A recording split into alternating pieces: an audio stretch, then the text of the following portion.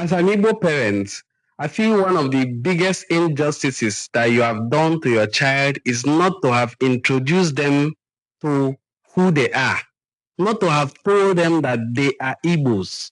Because if a child, no matter where that child finds himself or herself, can connect to the greatness they are coming from, they will never lower the bar. They will never, for any reason, strive for anything less than what they are coming from.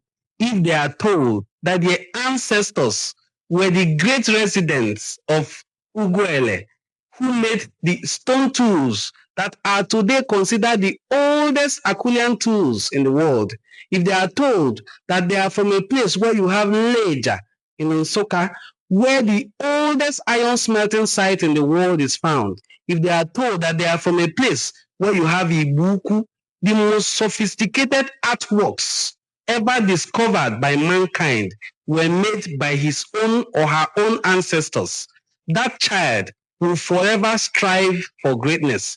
If you told your child that their kingship system remains the oldest existing republican system of leadership in the world, that child will never ever reduce the bar. If you told your child that his ancestors said, give me freedom, give me liberty or death, and I will embrace both with open arms, that child will never ever be subservient to anybody. Teach your children their ancestral origin. Teach your children the culture of his or her people. Teach your child, most importantly, the language of his or her ancestors. Don't deny your child what your ancestors did not deny you. Anọkwa ka ọkwụnyụ na-achị n'aka, Chukwu amakwe ka ọkwụnyụ na-achị anyị, maka na asị wene ọkwụ ada anyụsị, jiwe wae nwata n'aka ada achụ ọkwụ. Ka ụzọ anyị bụrụ ụzọ mmiri dị na-echi echi. Ensure that your children begin with learning the language of your people. So that way, they will forever be proud to identify as one of those people. Because I have discovered that one of the things that discourage children from associating themselves with their people is the fact that they cannot speak the language of these people. Therefore, first of all, they begin to discriminate against themselves. Because how do you feel if somebody tells me, I'm Igbo, the child starts responding in English? How do you feel when your children are speaking fluently the language of another person? When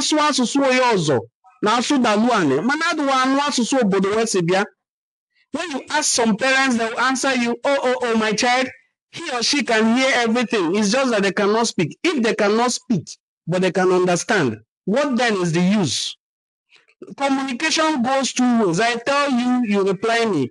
How do you feel that I tell you in the language, you reply me in another language?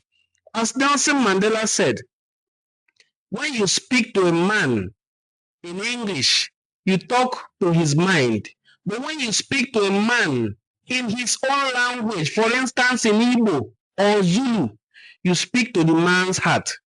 Please let this be a clarion call. Parents, teach your children the language of their ancestors. Ọbụna Igbo onye Igbo, kụzie n'ụmụ ya asụsụ Igbo. Ọbụna Igbo onye Yoruba, kụzie n'ụmụ ya asụsụ Yoruba. Ọbụna Igbo onye Hausa, kụzie n'ụmụ ya asụsụ Hausa.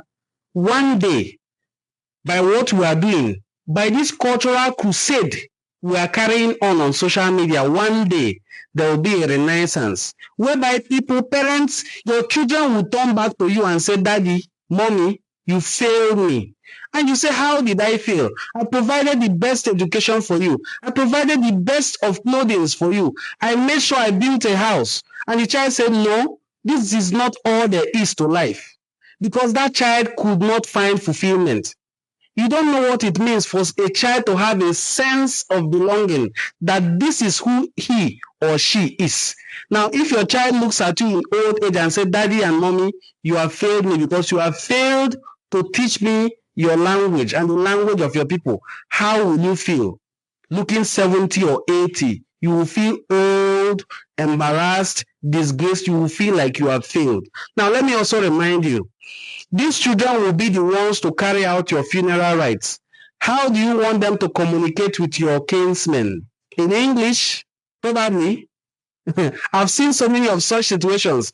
I've seen people who died with a will that says, return me back to my kinsmen and bury me. I have an instance of someone who died in faraway Canada and said, return me to my hometown and bury me. So when they got to their hometown, they looked for me to assist them. While I was guiding them, the mother called me to the side and said, these are your brothers, help them. I said, okay. How are they my brothers? Because the mother happens to be from my lineage. And I asked her, how managed you are from my hometown? Your husband, who is now late, is from my hometown. Your children do not speak our language. They do not understand our language. These children made a mess of that funeral. If not for wisdom and understanding and relationship we were able to manage, that burial would not have gone on smoothly. These are children who will go back to say they have wicked uncles. No, you had poor upbringing. No matter the wealth, the greatest wealth is for a child to have self-awareness. I think it was Socrates that said this. Man, know thyself and thy ways. Man, know thyself is the greatest wisdom. Don't raise children who do not know themselves. For if a man knows himself, he has solved half of his problem. He knows where he is coming from. He knows where he is. It is now up to him to fashion where he is going.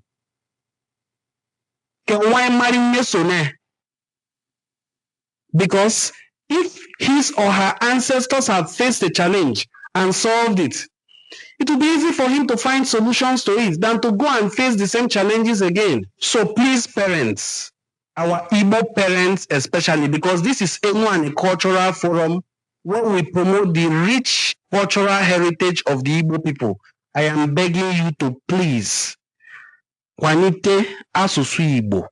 Ka anyị kwado asụsụ Enuani. Ka anyị kwado every dialect of Igbo language that makes it unique. Please. Ka asụsụ anyị ghara ịnanị, ka ọ dị naanị na omenala anyị ghara ịnanị. Because culture speaks through language. There's no way you can promote culture and neglect the language. There's no way we can preserve our traditions if we lose the language in which they were passed down to us. Why is Black History Month not enough? Because Black history, and I say African history, is human history, right? Because I think the reason why it's been sectioned to 1 month is because of there's a lack of awareness and a lack of education of our contribution to humanity. And I think once people understand that the world that we see today is because of African contribution, would get that respect for it to be like an everyday thing. I'll give an example. Mathematics was invented by African women. Did you know that? I did not. Right, so the first mathematical tools, which was the Shango bone, which is 20,000 years old, and the Lobombo bone, which is 40,000 years old, from Congo and Eswatini, respectively, were invented by African women to track their menstrual cycle. But they aligned it with a lunar cycle. And these were the first tools that were used for addition, subtraction, division, multiplication. So these were the first and the earliest tools. The problem is they're hidden. And when I say hidden, literally hidden, the Shango bone is hidden in a Belgian museum. I hate to ask this question because it's embarrassing. How many of you who are African Americans, how many of you know the African city and country from which your ancestors were born? Not one hand went up. Not one hand went up. Mm-mm. I asked this question of 500 whites. How many of you know the city, the country? I was teaching at a university, a white university, just outside of it. Every hand went up. They knew not only the country from which they came, not only the city, but the borough from which their ancestors. Now, how come they know and none of you know? The reason is that these South Carolina and North Carolina plantation owners went to Germany to find out how they could control our fathers and mothers on the plantation. But they were getting out of hand. They were burning the houses down. They were killing white folks. They were doing everything negative about being in captivity. They were never slaves. They were prisoners of war. They were never slaves. They were prisoners of war. The war of 1591. So what happened was they sought the advice of an expert in Songhai history. Now, his name was Johann Blumenbach, and he was the head of the Department of History at the University of Göttingen in Germany. And how many of you know this? I know you was taught this in college and everything, all you college folks. Well, when they sought his advice, right, they said, do they know that they're the Songhai people? So the plantation owners who traveled over there to seek his advice said, well, of course they know that they come from the great Songhai Empire. Well, that's your problem. You can't let them know that they came from greatness, from grandeur, from beauty, from sophistication. You'll never be able to control them. So the plantation owner said, well, how can we prevent it? I mean, the mothers and the fathers would tell the children, say, you came from Timbuktu and you came from the city of Jané and that's where we were born. And then the Europeans came over and invaded us in 1591 and marched us through the seas to the waiting ship. You can't allow them to learn teaching to their children. They go, how you understand? Thank you for watching this video. If you enjoyed watching this video, look through our channel. You will find many other interesting videos that promotes Igbo culture and unity to watch. Thank you and do have a very pleasant day. Remember to subscribe to our channel and like this video. Thank you.